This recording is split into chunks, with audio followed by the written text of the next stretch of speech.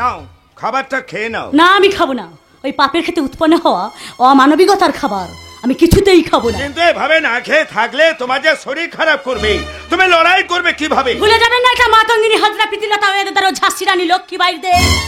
এখানে খালি পেটে লড়াই করে স্বাধীনতা ছিনিয়ে আনা যায়। খালি পেটে কতদিন আর লড়াই করবে? দেহে শক্তি সঞ্চয় করতে না পারলে লড়াইটা যে মাঝপথে থেমে যাবে। এর জন্য চাই দৈহিক শক্তি। মেয়েদের এত দুর্বল ভাববেন না। তারা যেমন হাতাখুন্তিনে রান্না করতে পারে, তেমনি প্রয়োজনে অসুর নাশিনী দুর্গা হয়ে হাতে তুলে নিতে পারে ত্রিশূল। আমরা একটা দেশলাই কাঠি, আমাদের বুকে জমে আছে প্রতিহিংসার বারুদ। একবার দপ করে জ্বলে উঠলে জ্বালিয়ে পুড়ে ছাড়খাড় করে দেবে এই পাপের দুনিয়া।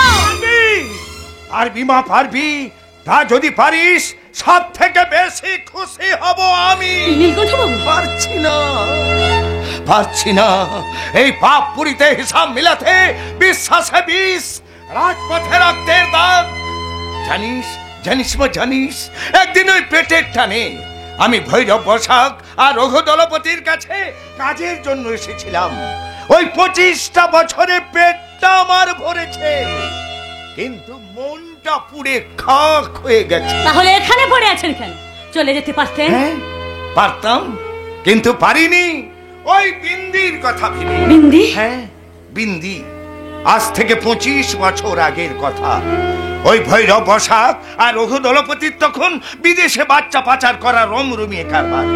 একদিন ওরা ছোট্ট বিন্দিকে চুরি করে এনে বিদেশে পাচার করার সব ব্যবস্থা পাকা করে ফেলেছে।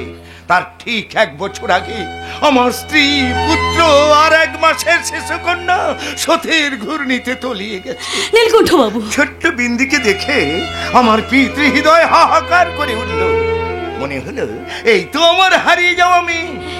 আমি রঘুদের বললাম, দাও না গো বাচ্চাটাকে, ওকে আমি কন্যা স্নেহে মানুষ করব। কথা শুনে ওরা বিন্দিকে আমার কোলে তুলে দিল ঠিকই, কিন্তু শর্ত চাপালো বিন্দি বড় হলে ওদের 2 নম্বরই ধান্দায় যোগ দিতে হবে। কি বলছেন? আরে মা, তুই আমার মেয়ের মতো, তোকে আমি মিথ্যা বলছি না। বিন্দির যখন 18 বছর বয়স, রঘু তখন তাকে ওই 2 নম্বরই ধান্দায় নামালো। বিন্দি প্রথমে রাজি হয়নি। রঘু তখন তাকে চাবুক মেরে সিগারেটের ছাকা দিয়ে ওকে বেআইনি কাজ করাতে বাধ্য করালো। আমি চলে গেলে রঘুর অত্যাচার যে আরো বাড়তো রে মা। তাই তো আমি যেতে পারিনি। বন্দি খাঁচা থেকে বিন্দিকে মুক্ত না করে আমি কেমন করে কোথায় যাব রে মা? আপনি না হয় বিন্দির মায়ায় জড়িয়ে এখানে পড়ে আছেন, কিন্তু বিন্দি ও কেন চলে যায়নি? ও তো চলে যেতে পারতো। হ্যাঁ পারতো, কিন্তু পারেনি আনন্দের জন্য। আনন্দের জন্য? বিন্দি মনে মনে আনন্দকে ভালোবাসতো, কিন্তু এ কথা সে মুখ ফুটে কাউকে বলেনি, এমনকি আনন্দকেও না।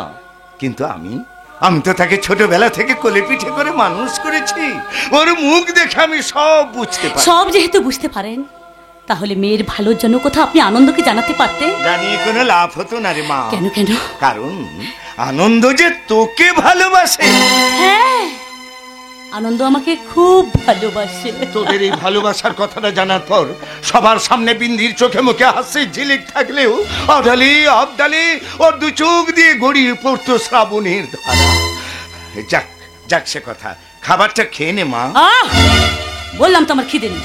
বারবার একটা কথা বলছেন কেন? আনন্দের জন্য। আনন্দের জন্য? হ্যাঁ, আনন্দ এই গোডাউনের ঠিকানা জানতো না, তবে আনন্দকে গোডাউনের ঠিকানা দিয়ে এসেছি। সে এলো বলে এসেই যদি শোনে তুই কিছু খাসনি, তাহলে সে যে কষ্ট পাবে মা। আর আনন্দ যদি কষ্ট পায়, তাতে কি তোর কষ্ট হবে না রে মা? না, আমার কোনো কষ্ট হবে না। আমার কষ্ট হবে কেন? আমার কষ্টের কথা যদি ও একবার ভাবতো, তাহলে এইভাবে সত্যটা আমার কাছে লুকিয়ে রাখতে পারতো না। এই বুঝি তার আমার প্রতি ভালোবাসা। আমি তোমাকে শুধু ভালোবাসি না নয় ময়না, তুমি আমার প্রাণের চেয়ে প্রিয়। তোমার অস্তিত্ব আমার হৃদয় মন প্রাণ জুড়েই শুধুই বুকে। মিথ্যে ময়না, মিথ্যে। এ তোমার সাজানো নাটক, আর আমার কাছে লুকিয়ে রেখেছো তোমার আসল পরিচয়। না ময়না, আমি তোমার কাছে কোনো কিছু লুকোতে চাইনি। আমি তো চেয়েছিলাম তোমাকে একটা সুখের ঘর পাতে। ময়না, কিন্তু বালির ভিটে তো ঘর বাঁধা যায় না আনন্দ। না ময়না, বানের টানে ভিত আলগা হয়ে সুখের ঘর তলিয়ে যায়, এক টুকরো খড়ের মতো ভেসে যায়। সমস্ত সুখ স্বপ্ন না আরে তোমরা দুজনেই দেখছি শুধু হেরে যাওয়ার কথাই বলছো। কেন কেন তোমরা হেরে যাওয়ার কথা বলছো? নীলকণ্ঠদা, ভাঙতে তো সবাই পারে, কিন্তু জুড়তে পারে কজন? আপনি যতই জোড়া লাগানোর কথা বলুন না কেন, আমার এই মনটা যে কিছুতেই মানতে চাইছে না। ময়না ময়না, তুমি আমার কথা একবার বিশ্বাস করো, আমি সত্যি জানতাম না আমার দাদা এত বাজে, এত নীচ, একটা অন্ধকার জগতের বাসিন্দা। জানতে না? না, আমি জানতাম না। সব জানতে সব। আর এখন আমার কাছে ধরা পড়ে গিয়ে তুমি সাফাই গাইছো, সাফাই গাও। না ময়না, আনন্দ কোনো সাফাই গাইছে না। বিন্দি! হ্যাঁ, তুমি তো শুধু তোমার কথা বলছো বোন, ওর কথাটাও যে শুনতে হবে। ও যা বলছে সম্পূর্ণ সত্যি। ওর দাদাই যে নাটের গুরু, ওটা সে জানতো না। তুমি তো ওর হয়ে কথা বলবেই, আর সেটাই স্বাভাবিক। কারণ কারণ কারণ ওকে যে তুমি ভালোবাসো। হ্যাঁ হ্যাঁ, বাসি বাসি বাসি। আনন্দর মতো ছেলেকে যে দেখবে সেই ভালোবাসে। বিন্দি! শুধু আমি নয় বোন, তুমিও তো ওকে ভালোবাসো। তাই বলছি বোন, যাকে ভালোবাসো তাকে অবিশ্বাস করছো কেন? কেন সন্দেহের ধাক্কা দিয়ে তুমি তোমার ভালোবাসার সুখের ঘরটা ভাঙতে চাইছো বোন? হ্যাঁ ময়না, আমি তোমার মনের অবস্থাটা বুঝতে পারছি, কিন্তু আমি কি করবো বলতে পারবো। দাদা আমার কাছে সব লুকিয়ে গেছে। একদিকে আমার দাদার প্রবচন, আর অন্যদিকে তোমার ভালোবাসা। আর এই দুয়ের মাঝখানে পড়ে আমি এখন শিখণ্ডী হয়ে ঝুলছে। যাতে মুখ থুবড়ে পড়ে না যাও, তাই এখান থেকে তুমি চলে যাও। চলে যাবো? হ্যাঁ, যাবে যাবে যাবে। ময়না, এতদিন জানতাম আমাদের ভালোবাসা বিশ্বাস আর কর্তব্যের শক্ত ভিতের পর দাঁড়িয়ে, কখনো জানতে পারিনি সেটা সন্দেহের উপর ঠুনকো কাচের দেওয়ালে গড় একটা খেলা কর। আর যে খেলা কর সামান্য একটা মিথ্যে ভুল বুঝাবুঝি ঢেলে ভেঙে টুকরো টুকরো হয়ে যাবে। আনন্দ, ফুটেছে রক্ত গোলা চিরদিনে তা কাটাতে আনন্দ, ফুটেছে রক্ত গোলা চিরদিনে তা কাটাতে নেভাতে প্রদীপ আমার আসেছে ভেঙে যাইব, ভেঙে যাইব। আনন্দ, আনন্দ, আনন্দ। না বোন, আমি তোমার ছেড়ে কোনোদিনও কোথাও যাবো না। কথা দিচ্ছ? হ্যাঁ, কথা দিলাম। তবে আমিও তোমায় কথা দিচ্ছি আনন্দ, ময়না। দেহের শেষ রক্তবিন্দু থাকতে থাকতে ওই ভৈরব বসাক আর রঘুদলপতির শেষ আমি দেখে ছাড়বই। আহ! আমি তো এটাই চেয়েছিলাম। আমি চেয়েছিলাম অস্ত্র ঝরা চোখ নয়, আগুন ঝরা চোখ। একবার যখন চোখ থেকে আগুন ঝরতে শুরু করেছে, তখন রাক্ষসের লঙ্কাপুরি পুড়ে ছারখার হবে। তোমরা প্রস্তুত হও, আমি শেষের শুরুটা করতে চললাম। যাও যাও। যাবো কি রে বিন্দি? আরে আমি তোকে নিতে এসেছি। চল চল, আজ রাতে তোকে পালাবো। কোথায়? আরে যেখানে খুশি সেখানে, যেখানে খুশি সেখানে। রঘু আমায় কথা দিয়েছিল, ময়নাকে ওদের তুলে দিতে বলে তোকে মুক্তি দিয়ে দিবে। আরে আমি আমার কথা রেখেছি, ময়নাকে ওর হাতে তুলে দিয়েছি, এখন তোর মুক্তি। রঘু মুক্তি দিলেও আমি স্বার্থপর হতে পারবো না বাদশা। তার মানে? তার মানে ময়না আমার ছোট বোনের মতো, তাকে এইভাবে বন্দি রেখে আমি মুক্ত আকাশে ডানা মেলে উঠতে পারবো না। বিন্দি! তুমিও কি পারতে? বলো না বোন, তুমিও কি পারতে আমাকে এইভাবে অসহায় করে চলে যেতে?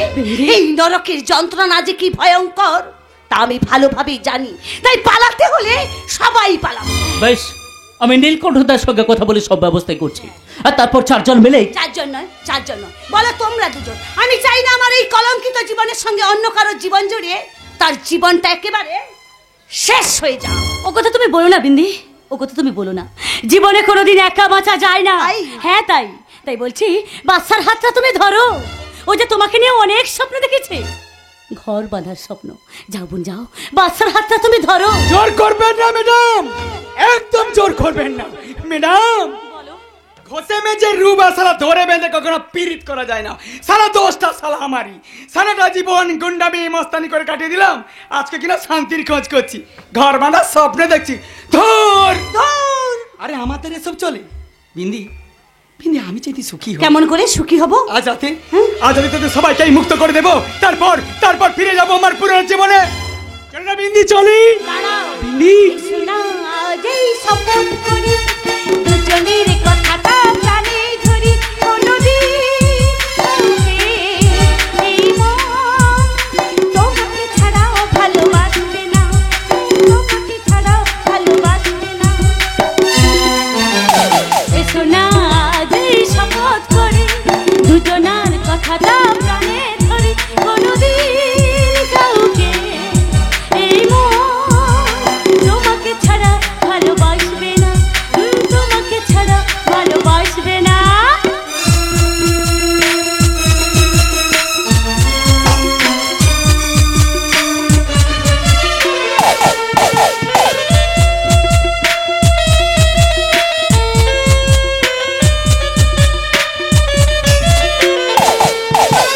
কথা দিলাম আমি তোমায় ছুঁয়ে চিরদিন থাকবো তোমারই হয়ে।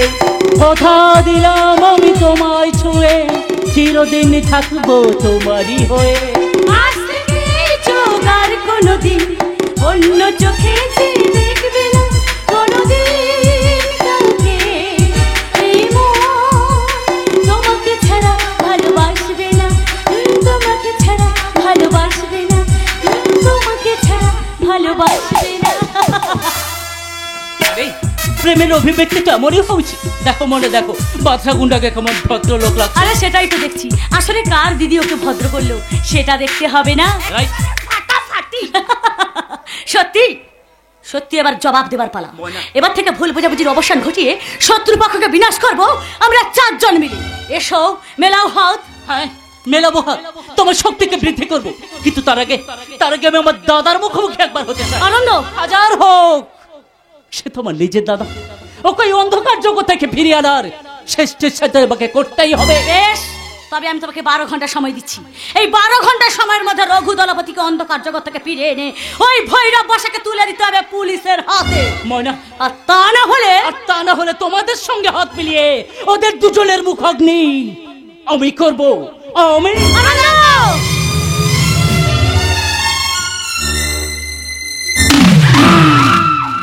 চিতাই তুলবো তোকে শালা, আমি চিতাই তুলবো।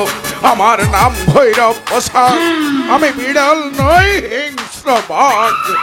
বিন্দিকে পাওয়ার নেশায় শালা পাগল হয়ে গেছিস, তাই একটা কাজও ঠিক মতো করতে পারছিস না। দরকার হলে বিন্দিকে আমি এই, আমাকে যা বলা বলো, বিন্দিকের মধ্যে জড়াবে না। আরে শালা, তোদের জন্য কি না করেছি, শেষে কিনে আমার ভালোবাসাকে নিয়ে। এই শালা হারাম। ভৈরব প্রসাদ, কলারটা ছেড়ে কথা বলো, কলারটা ছেড়ে। আমি হারামি এটা সবাই জানে, কিন্তু তোমরা যে যা হারামি তার কৈফিয়ত আমি কোনোদিন চেয়েছি চাইনি। কারণ কারণ কারণ কাক সবার মাংস খায়, কাক কখনো নিজের মাংস খায় না। তাই বলছি, নিজেদের মধ্যে আকচাচনে করে কাজে কোথায় এসো। আরে কাজের কথাটাই তো আমি জানতে চাইছি, বল। তোমার কথা মতো রাতের অন্ধকারে বিডি অফিস তন্ন তন্ন করে খুঁজেছি, কিন্তু ফাইলগুলো কোথাও পাওয়া যায়নি। এই কাগজের ফাইল পাখা গজিয়ে উড়ে গেল নাকি? পাখা হয়তো গজায়নি, কিন্তু এমন তো হতে পারে আমার যাবার আগে কেউ ফাইলগুলো সরিয়ে দিয়েছে। কে সরাবে, কে সরাতে পারে? সেটা আমি কি করে জানবো? তোমার কথা মতো রাতের অন্ধকারে বিডি অফিসের পাঁচিল টপকে যখন ভেতরে ঢুকলাম, দেখলাম অফিসের ভেতরে ছন্ন ছড়া, আলমারি দরজা খোলা, কাগজপত্র এলোমেলো। সালা মনে হয় আমার যাবার কেউ সিন কেটেছে। বিড়াল নয়, হিংস্র বাঘ। নাম আমার ভৈরব বসাক। না না না না, বাঘের তো ভেঙে পড়লে চলবে না। আচ্ছা ঠিক আছে, যা, বাকিটা আমি দেখছি, যা। ঠিক আছে বস, ঠিক আছে, আমি চলেই যাচ্ছি। তো যাবার চাই তোমাকে আমি একটা কথা বলে যাচ্ছি, তুমি একটু সাবধানে থাকো। অহংকারী দুর্যোধনের পতন হয়েছিল, তোমারও না পায়ের নিচের মাটিটা হালকা হয়ে যায়। বাদশা, আর ঘটি যদি উল্টে যায় মুসহবরাও পাল্টে যায়। এখন তোমার জামানা চলছে, ও যেদিন তোমার এই গদিটা উল্টে যাবে সেদিন কিন্তু আমি হয়তো বলে বসবো এটাই হওয়া উচিত ছিল। বাদশা, আন্ডারস্ট্যান্ড, ইউ বেটার আন্ডারস্ট্যান্ড। বেঈমান বেঈমান বেঈমান, সব শালা বেঈমান। বাদশারাও সুযোগ বুঝে পাল্টি খাওয়ার ধাঁধায় আছে। আগে ঝামেলাগুলো শেষ করি, তারপর সব কটাকে আমি কাটবো। ফাইলগুলো চুরি করলো কে? মানে চোরের উপর বাটপারি হয়ে যায়নি তো? রঘু, তোর ভিটাই তোর আবার ঘুঘু। আরে এটা তুই কি বলছিস রঘু? আমি হলাম তোর গুরু। এই জন্যই তো বলি আমি তিত্ত তুই গুলু, আর এই পাবলিকের প্যাদানি তোকে দিয়ে তুলু। ইয়ার কি মারিস না রঘু? তুই কি জানিস ওই বিডিও অফিস থেকে আমাদের ফাইলগুলো চুরি হয়ে গেছে? আমার মনে হয় বইল ময়নাকে কিডন্যাপ করা লাগে, পাইলটাতে বালিতে লেখে এতেতে। আরে কান টানলে মাথা আসবে, ওর বাড়ির লোকগুলোকে দৌড় করে তুলে আনলে দেখবি পাইল আপনা আপনি তুলে এতেতে। খুব ভালো কথা, কিন্তু অপারেশনটা করবি কবে? এই বেশি দেরি করা কিন্তু একদম ঠিক হবে না। আর কিসের দেরি করবি রে ভৈরব বসাক? আমি আনন্দ তোদের অতীত বর্তমান ভবিষ্যতের তো 12টা বেজে গেছে। একেলে ভাই তুই এখানে তোকে ফিরিয়ে নিয়ে যেতে এলাম রে দাদা। ক্যান্সার আক্রান্ত লোককে কখনো ফিলিয়ে আনা দেয় না লে ভাই। কিন্তু চিকিৎসা তো করা যায়। কোলে কি লাভ? সে তো ক্যান্সার বিথে মরবে। তাই বলে তো হাল ছেড়ে দিলে চলবে না রে দাদা, ওকে বাঁচানোর চেষ্টা করতে হবে। আজকের দিনে চেষ্টা করলে খোড়া চলতে পারে, অন্ধ দেখতে পাইতে হবে। তবে তুই কেন মূল্যবোধের কাছে ভুগবি রে দাদা? কেন মূল্যবোধের কাছে ভুগবি? এ ভইল আমার ভাই আমাকে জ্ঞান দিতে রে, আমাকে আরে সেটা তো শুনছি নিহাত তোর ভাই। আরে ওটাই তো আমার কাছে বলো থমথা। কোনো সমস্যা নেই দাদা, কোনো সমস্যা নেই। তুই আমার কথা শোন, আমি তোর হাতে ধরে বলছি। না না, আমি তোর পায়ে ধরে বলছি, তুই পুলিশের হাতে ধরা দে। না না, কে তো দেই না দাদা। এ ভাই তুই কি এলে ভাই ওয়ে দাদাকে এলে দিতে বলতি, আমি এলে দেবো? ভাইলে তুই তো আমার জীবনের সব কথা জানিস না, আর জানলে তোর জীবনে আবার কি কথা থাকতে পারে রে? আতে রে ভাই আতে। আমি তখন থদ্দ দৌবনে পা দিয়েছি, আমার মা 7 দিনের জ্বরে আমাকে ছেড়ে চলে গেল। আর মাকে হালে না আমি একটু বখাতে হয়ে গেলাম, আর আমাকে দব্দ করার জন্য বাবা আবার একটা বিয়ে করলো, তুই ওলি। কিন্তু একটা অ্যাক্সিডেন্টে বাবা মা দুজনেই মারা গেল। আরে তোকে তো পেলে আমি পালিয়ে আসতে পারতাম। দাইনি রে ভাই দাইনি, তোর এই কতি মুক্ত না আমাকে যে মায়ার বদনে ধরিয়ে ফেলেছে রে ভাই। দাদা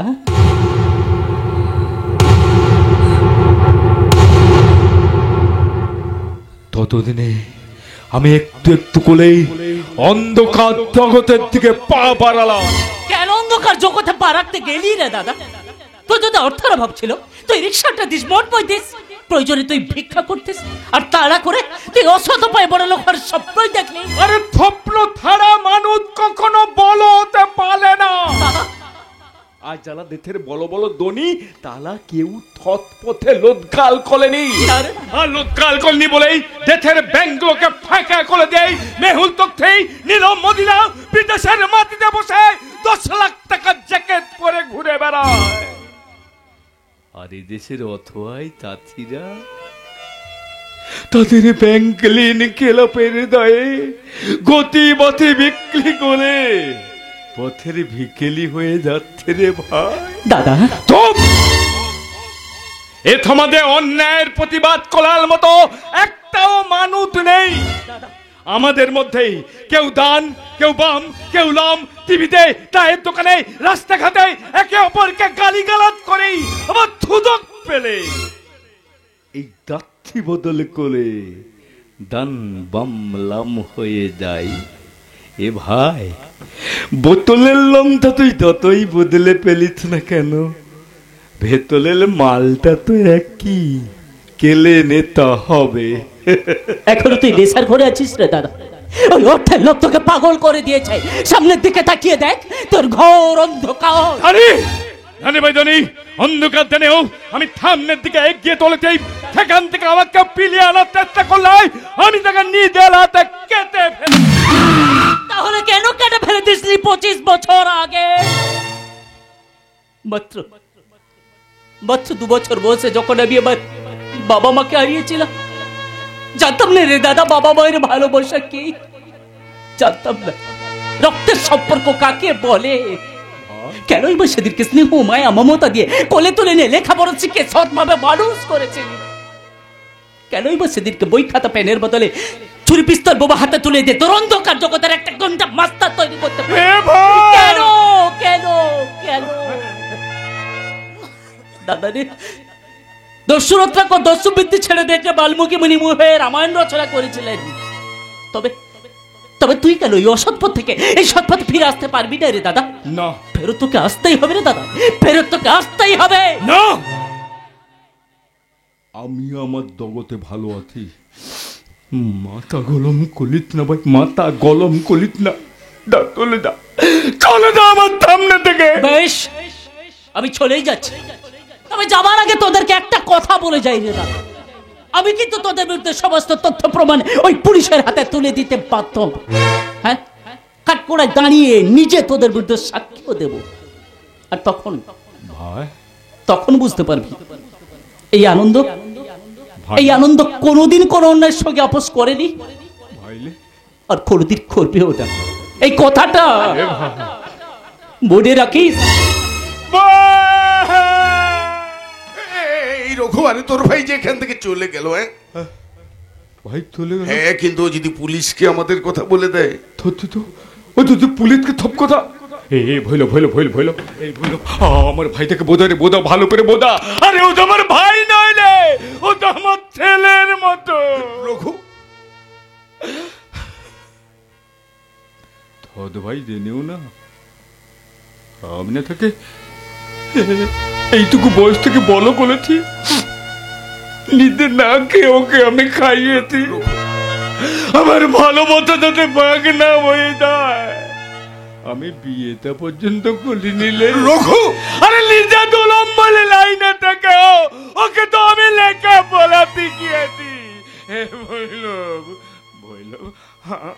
আমার ভাই এমন করতে কেন বলতো? তুই দেখে একটু ভালো করে বোঝা না, বোঝা। আমার না টাকা পয়সা গাড়ি বালি দাঁতে আমি থেকে থপ দিয়ে দেবো। তুই যদি আমার ভাইকে বোঝা। রঘু,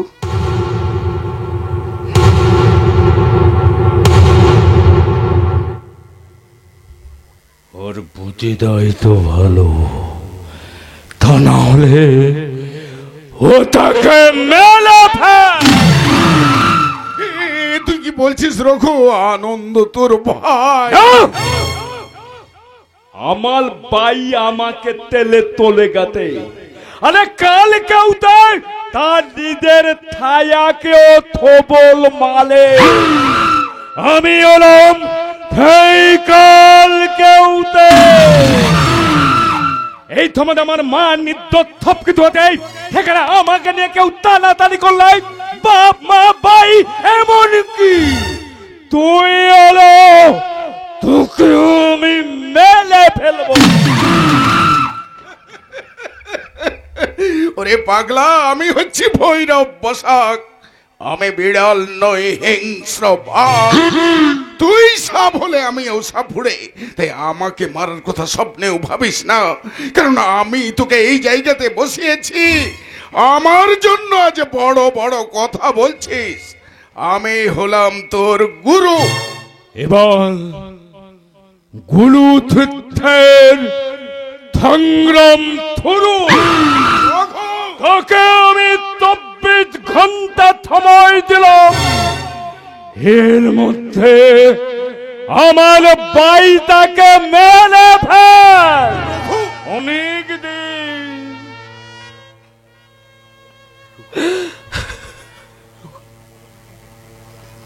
অনেক দিন আমি কাঁদিনি রে, অনেকদিন না আমার এই চোখ দিয়ে এক ফোঁটা জল বেরোয়নি। রঘু, আজকে মনে হচ্ছে আমার ভাইয়ের বদিটা ছুঁয়ে আমি করে কাঁদি,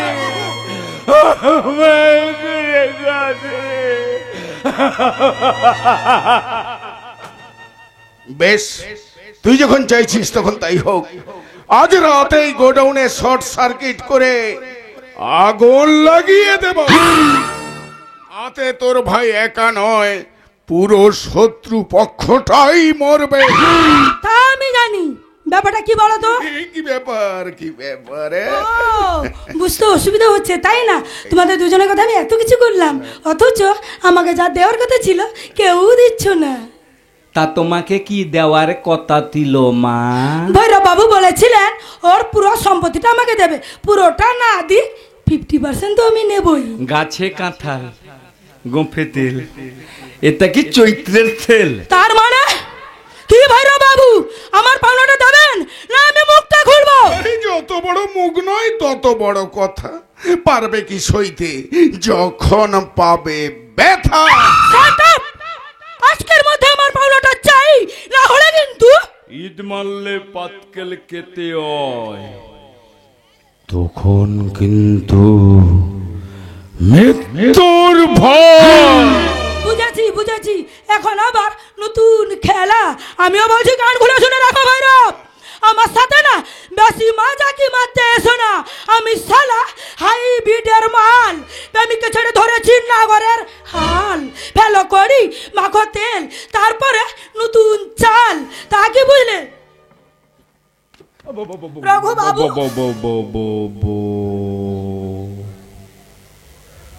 অমিতল ঘুঘু এ ভইল আহত বাগিনী মানুত খেকো ওয়ে উত্তেতে ওর গলাটা টিপে দে।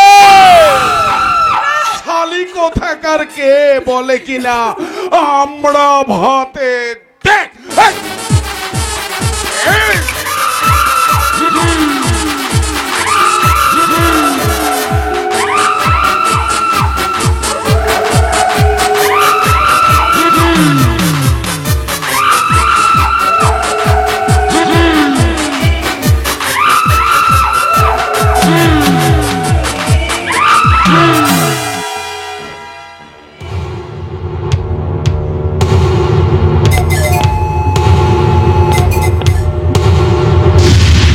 শেষ, একদম শেষ।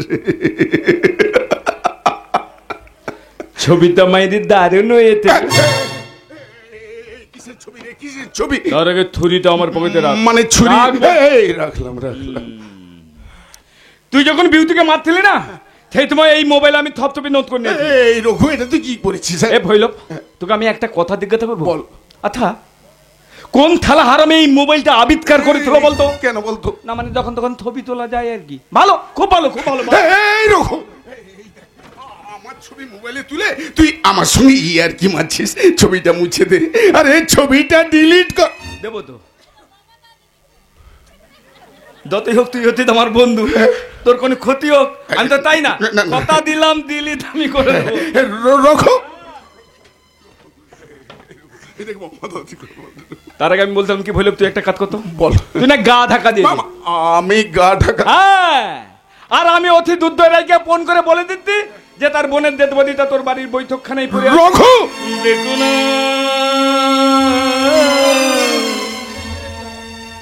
পিথু, দেখো না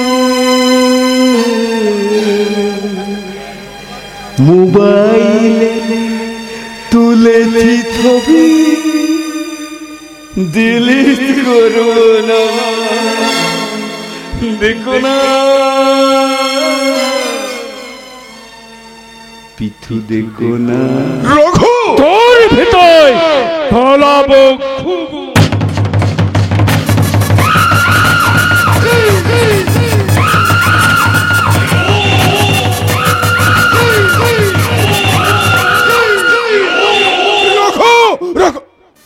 রঘু কি তাহলে আমার সঙ্গে বেঈমানি করবে?